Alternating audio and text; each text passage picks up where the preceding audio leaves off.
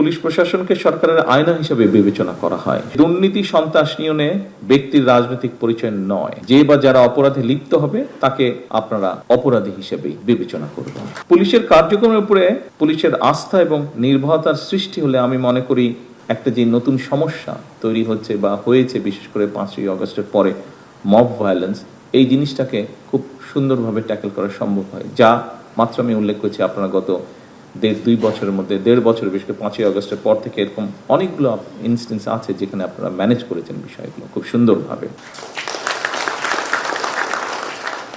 দীর্ঘ 1.5 দশকে আমরা একটা ফাঁসিবাদ শাসনের মধ্যে দিয়ে ছিলাম। 2024-এর অভ্যুত্থানের পরে বর্তমান সরকার জনগণের কাছে গণতান্ত্রিক সরকার হিসেবে পরিচিত একটা জবাবদিহিমূলক সরকার হিসেবে আমরা গড়ে তুলতে চাই এই সরকারকে।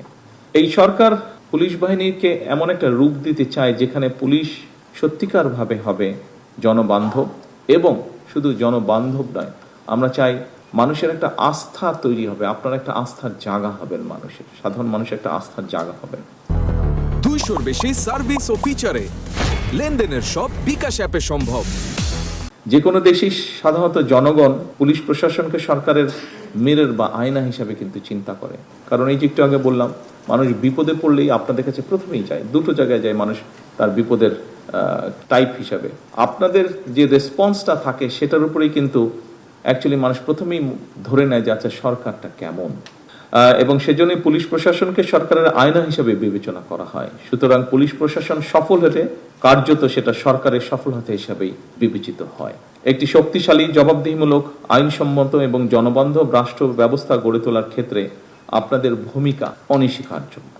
সরকার দুর্নীতি, সন্ত্রাস এবং দুঃশাসনের বিরুদ্ধে আমরা আপোষ করতে চাই না, কম্প্রোমাইজ করতে চাই না। আমরা দুর্নীতি, সন্ত্রাস নিয়ন্ত্রণে অনেক সময় আমরা দেখেছি আপনাদেরকে একটা সমস্যার সম্মুখীন হতে হয়।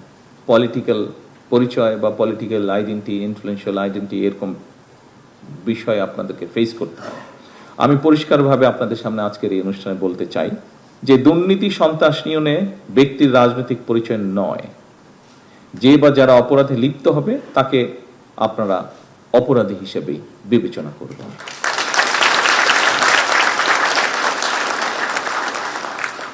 কোনো ব্যক্তি বা দল কিন্তু আপনাদের দল নয়, বরং আপনারাই কিন্তু আইনের রক্ষক।